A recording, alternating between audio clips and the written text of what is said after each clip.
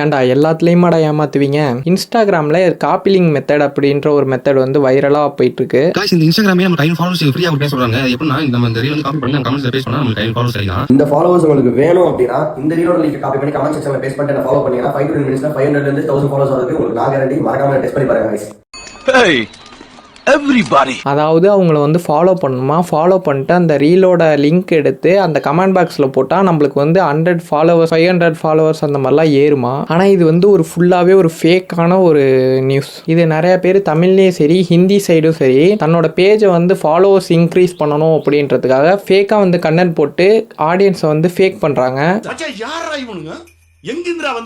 நானும் காலையிலேருந்து என் ஃபீட்டில் பார்த்துட்டேன். ஃபுல்லாக வந்து அந்த ரீல்ஸ் தான் போயிட்டுருக்கு. ஃபுல்லாக வந்து பெரிய பெரிய ஃபாலோவர்ஸ் வச்சுருக்க பேஜெல்லாம் வந்து இந்த மாதிரி பண்ணிக்கிட்டு இருக்கு. இதை நிறைய பேர் நம்பி அவங்கள ஃபாலோ பண்ணிட்டு அந்த ரீலோட லிங்க் எடுத்து கமெண்ட்லேயே நிறைய பேர் என் ஃப்ரெண்ட்ஸுமே போடுறாங்க.